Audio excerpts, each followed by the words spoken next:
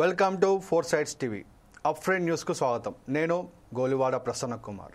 ముందుగా హెడ్లైన్స్. తుది దశకు బీజేపీ చీఫ్ ఎన్నిక ప్రక్రియ. ఇవాళ నామినేషన్ల స్వీకరణ, రేపు అధ్యక్షుని ఎన్నిక. ఏపీ బీజేపీ అధ్యక్ష పదవి ఎన్నిక కోసం నేతల మధ్య పోటీ. మాజీ ఎమ్మెల్సీ మాధవ్ ఎంపిక దాదాపు ఖరారైనట్లు టాక్.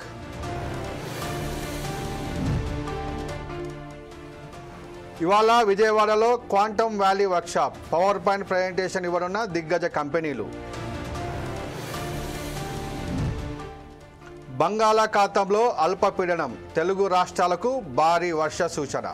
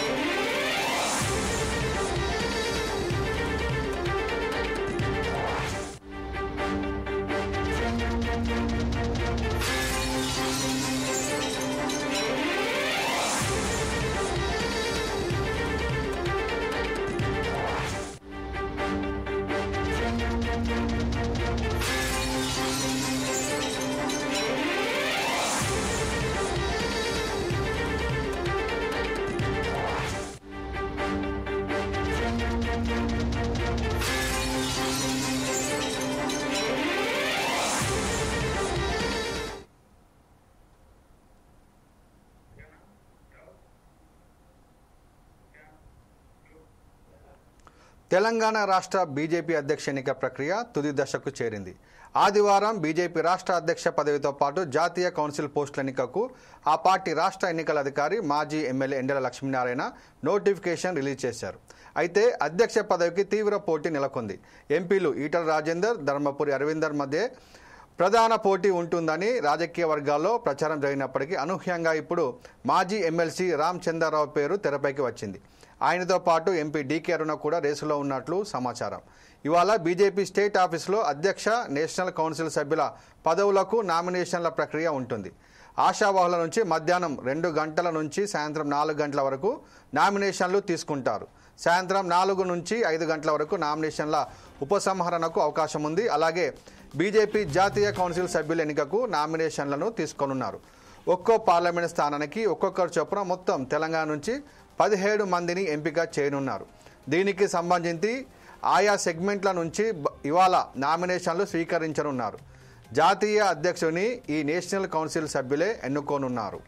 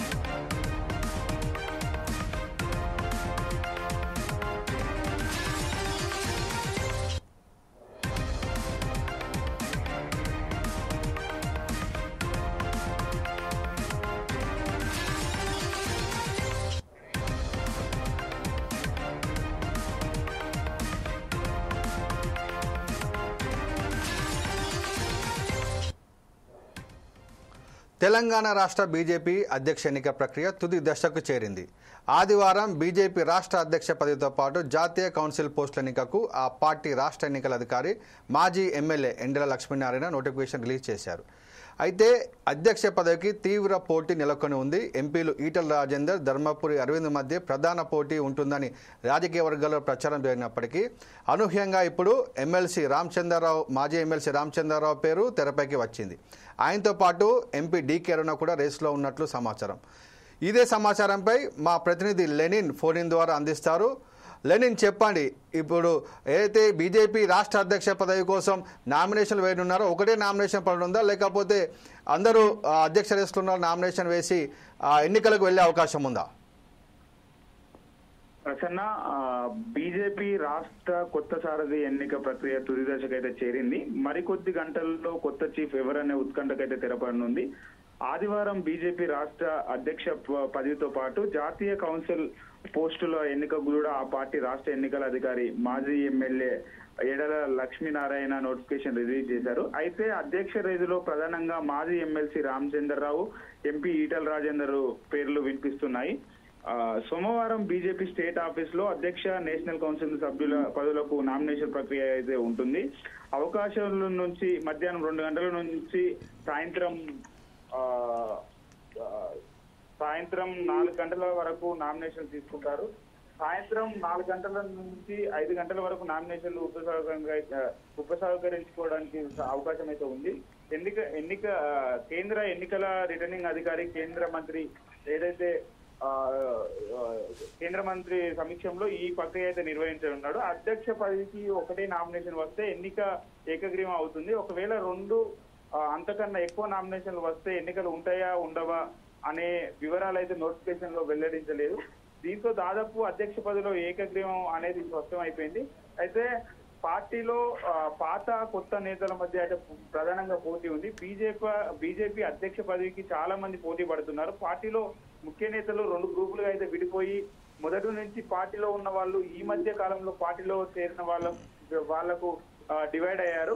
అధ్యక్ష పదవికి మొదటి నుంచి ప్రధానంగా ఎంపీలు ఈటల రాజేందర్, ధర్మపురి అరవింద్, బండి సంజయ్, లక్ష్మణ్, డీకే అరుణ, మాజీ ఎమ్మెల్సీ ఎన్ రామచంద్రరావు పేర్లు అయితే ప్రచారంలో ఉన్నాయి. పాత నేతల్లో ఎక్కువ మంది రామచంద్రరావు పేరు సూచిస్తున్నారు. మరో పక్క కొత్త వారికి ఏదైతే బీసీ నేతలకే ఇవ్వాలనే యోచనలో పార్టీ అధిష్టానం అయితే ఉన్నట్లు తెలుస్తుంది. ఇదే అంశంపైన అంతర్గతంగా పార్టీలో అయితే గొడవలు జరగడంతో అధ్యక్ష ఎన్నికల షెడ్యూల్ అయితే కేంద్ర కమిటీ ఇవ్వలేదు. అయితే దాదాపు ఈ రోజు మాత్రం ఏంటి ఎవరు అధ్యక్షుడు అని చెప్పేసి ఒక ఉత్కంఠ వాతావరణం అయితే నెలకొంది.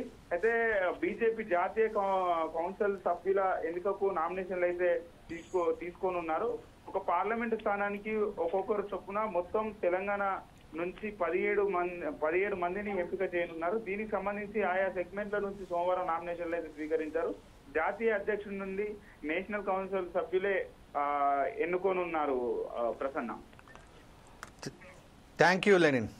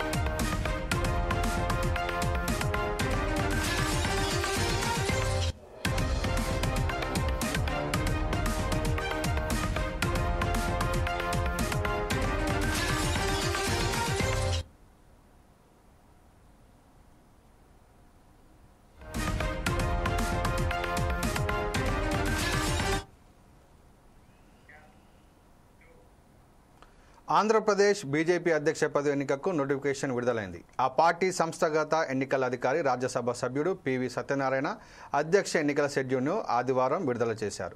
దీంతో నామినేషన్ల ప్రక్రియ ప్రారంభమైంది. ఇవాళ మధ్యాహ్నం వరకు నామినేషన్ల స్వీకరణ జరగనుంది. నామినేషన్ పత్రాల స్వీకరణ, పరిశీలన, ఉపసంహరణ ప్రక్రియ మొత్తం ఇవాళే జరగనుంది. అధిష్టానం నిర్ణయం మేరకు ఒకరే నామినేషన్ దాఖలు చేసేందుకు అవకాశం ఉంది. ఒకవేళ ఒకటి కంటే ఎక్కువ నామినేషన్ దాఖలైతే మాత్రం రేపు పోలింగ్ నిర్వహించి బీజేపీ ఏపీ అధ్యక్షుడిని ఎన్నుకుంటారు.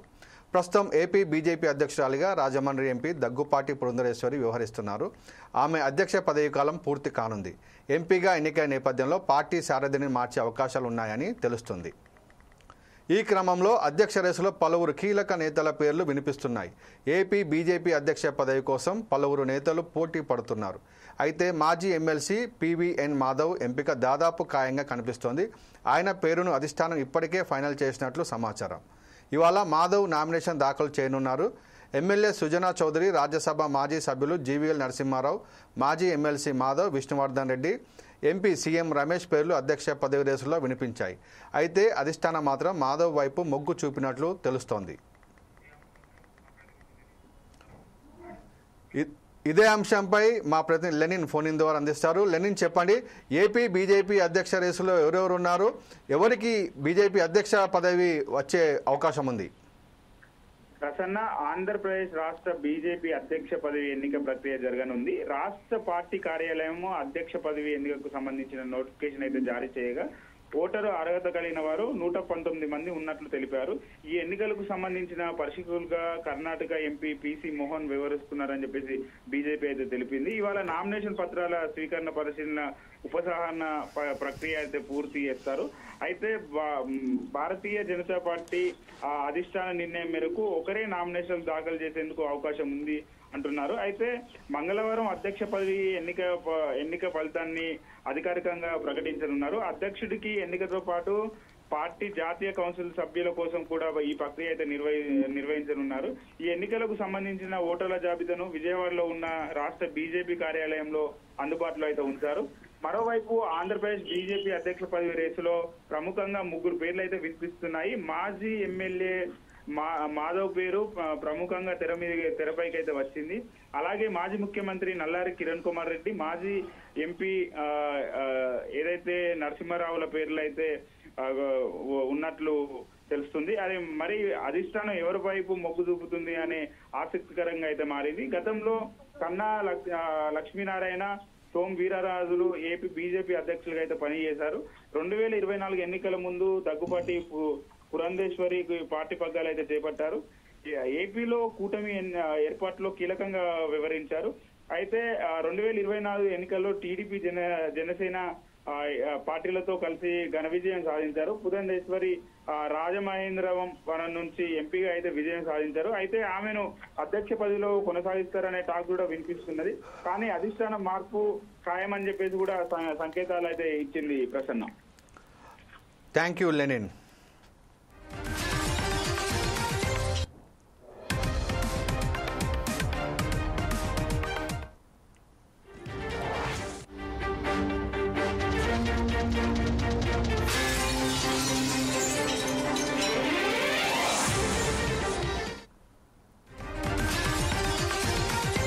భయపెట్టింది. తన భర్త పూర్ణ నిర్దోషి అని, తనకు న్యాయస్థానాలపై నమ్మకం ఉందంటూ ఓ వీడియో రిలీజ్ చేశారు పూర్ణ వైఫ్ స్వప్న.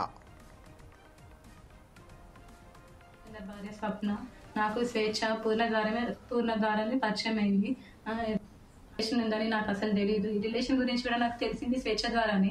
తను నాకు ఫోటో పెట్టడం ద్వారా తెలిసింది. నేను పూర్ణని అడిగాను ఏంటిది అని చెప్పేసి అడిగితే చెప్పాడు. చెప్పినాక నాకు ఆయనకి గొడవలు స్టార్ట్ అయింది. అక్కడ నాకు ఇంకా తెలిసింది ఏంటంటే అక్కడ కూడా తనతో గొడవలు ఉంటున్నాయి అని చెప్పేసి అంటే ఇంకా నేను ఆయన ఎందుకు ప్రెజరైజ్ చేయాలి అని చెప్పేసి నేను ఆయనను వదిలేశాను. ఇంకా నేను ఎందుకు ఇప్పుడు మీడియా ముందుకు వచ్చానంటే అరణ్య ఆయన మీద చేసిన ఆరోపణలు చూసి నేను తట్టుకోలేక నేను ముందుకు వచ్చాను. నేను మీడియా ముందుకు ఎందుకు వచ్చానంటే ఇప్పుడు స్వేచ్ఛ కూతురు అరణ్య మా ఆయన మీద నిందలు వేస్తుంది. ఆ నిందలు నేను చూసి తట్టుకోలేక నేను వచ్చాను బయటికి. నా పిల్లలతో పాటే అరణ్యను కూడా చూసుకున్నాడు. తనకి స్కూల్లో జాయిన్ చేశాడు, ఫీజులు కట్టాడు. నా పిల్లలకి బట్టలు తీసుకున్నప్పుడు ఆయన కూడా తీసుకునేవాడంట. నేను నీ కన్న తండ్రి కూడా వదిలేసి వెళ్ళిపోతే కూడా పూర్ణ ఆ స్థానం తీసుకున్నాడు. కన్న తండ్రి కన్నా ఎక్కువనే చూసుకున్నాడు. నా కూతురు ఎలా అయితే చూసుకున్నాడో నిన్ను కూడా అలానే చూసుకున్నాడు అరణ్య. కానీ నువ్వు ఇలాంటి నిందలు వేయడం కరెక్ట్ కాదు. ఇంకా స్వేచ్ఛ కూడా తార నన్ను టార్చర్ పెట్టింది. ఈ విషయం తెలిసినాక కూడా నేను డిప్రెషన్లోకి వెళ్ళిపోతే నన్ను పూర్ణ కాశీకి తీసుకెళ్ళాడు మైండ్ రిఫ్రెష్మెంట్ కోసం తీసుకెళ్తే అక్కడ కూడా ఫోన్ చేసి సతాయించింది. ఎందుకు తీసుకెళ్తున్నావు, ఆమె ఎవరు అని చెప్పేసి నువ్వు తీసుకెళ్తున్నావని సతాయించింది.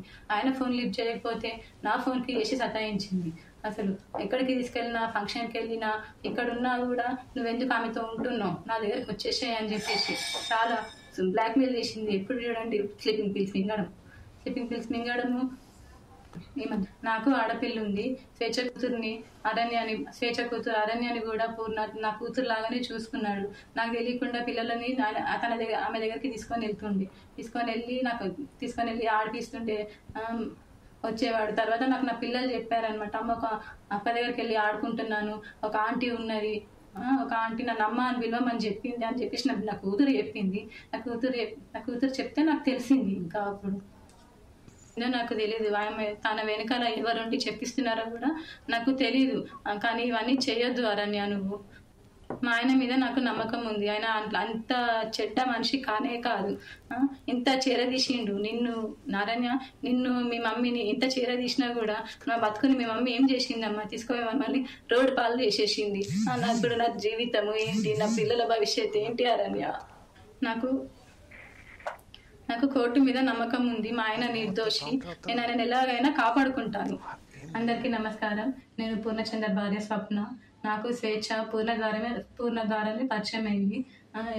రిలేషన్ ఉందని నాకు అసలు తెలియదు. ఈ రిలేషన్ గురించి కూడా నాకు తెలిసింది స్వేచ్ఛ ద్వారానే. కానీ నాకు ఫోటో పెట్టడం ద్వారా తెలిసింది. నేను పూర్ణని అడిగాను. బంగాళాఖాతంలో ఏర్పడిన ఉపరితల ఆవర్తనం ప్రభావంతో తెలుగు రాష్ట్రాలకు భారీ వర్ష సూచన చేసింది వాతావరణ శాఖ. ఏపీ, తెలంగాణలో రానున్న 3 రోజులు మోస్తరు నుంచి భారీ వర్షాలు కురుస్తాయని వెల్లడించింది. ఉపరితల ఆవర్తనం ప్రభావంతో ఏపీ, తెలంగాణలోని పలు జిల్లాల్లో భారీ వర్షాలు కురనున్నట్లు వాతావరణ శాఖ స్పష్టం చేసింది. 3 రోజుల పాటు ఉరుములు మెరుపులతో కూడిన వర్షాలు కురుస్తాయని, గంటకు 30 నుంచి 40 కిలోమీటర్ల వేగంతో ఈదురు గాలులు వీచే అవకాశం ఉందని వాతావరణ కేంద్రం తెలిపింది. ఏపీలో శ్రీకాకుళం, విజయనగరం, విశాఖపట్నం, తూర్పుగోదావరి, పశ్చిమ గోదావరి, కృష్ణా, గుంటూరు, అల్లూరు సీతారామరాజు, నెల్లూరు, తిరుపతి, కడప, అనంతపురం, కర్నూలులో మోస్తరు నుంచి భారీ వర్షాలు కురుస్తాయని వాతావరణ శాఖ తెలిపింది. అటు తెలంగాణలో ఆదిలాబాద్, కొమరంభీం, మంచిర్యాల, జగిత్యాల, రాజన్న సిరిసిల్ల, జయశంకర్ భూపాలపల్లి, నిజామాబాద్, భద్రాద్రి కొత్తగూడెం, ములుగు, ఖమ్మం, నిజామాబాద్, వరంగల్, నల్గొండ, కరీంనగర్, మెదక్, మహబూబ్ నగర్ జిల్లాలో అక్కడక్కడ భారీ వర్షాలు కురిసే అవకాశం ఉన్నట్లు వాతావరణ శాఖ తెలిపింది. ప్రజలంతా కూడా అప్రమత్తంగా ఉండాలని తెలిపారు. మత్స్యకారులు వేటకు వెళ్లొద్దని అధికారులు హెచ్చరిస్తున్నారు.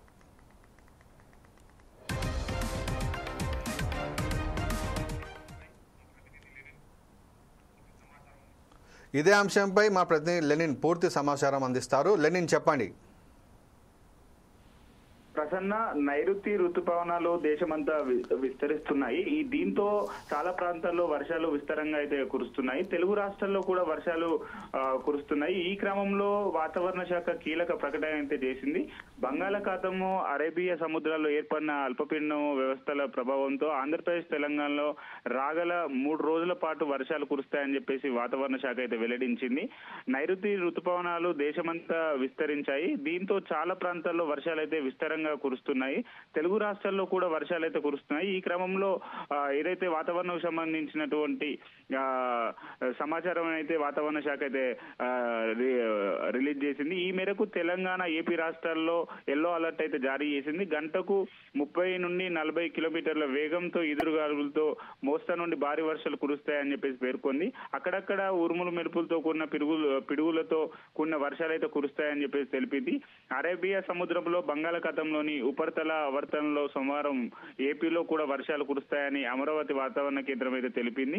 ఈ మేరకు పలు జిల్లాల్లో వర్ష సూచన అయితే వాతావరణ కేంద్రం సోమవారం శ్రీకాకుళం, విజయనగరం, పార్వతీపురం, మన్యం, అల్లూరి సీతారామరాజు జిల్లాలో మోస్తరు నుంచి భారీ వర్షాలు కురిసే అవకాశం ఉండగా మిగతా జిల్లాల్లో చేదురు మాదురుగా తేలికపాటి వర్షాలు కురుస్తాయని వాతావరణ శాఖ అయితే తెలిపింది. అటు బంగాళాఖాతంలో ఉపరితల ఆవర్తన ప్రభావంతో తెలంగాణలో అన్ని జిల్లాలకు వాతావరణ శాఖ ఎల్లో అలర్ట్ అయితే ఇచ్చింది. ఈ రోజు తెలంగాణలో కొమరంభీం, మంచిర్యాల, నిజామాబాద్, పెద్దపల్లి, భూపాలపల్లి, ములుగు, భద్రాద్రి, మహబూబాద్, వరంగల్, హన్మకొండ జిల్లాల్లో మోస్తరు వర్షాలు కురిసే అవకాశం ఉంది. గంటకు 30 నుంచి 40 కిలోమీటర్ల వేగంతో గాలులు వీస్తాయని హైదరాబాద్ వాతావరణ కేంద్రం అయితే తెలిపింది. Prasanna, thank you Lenin.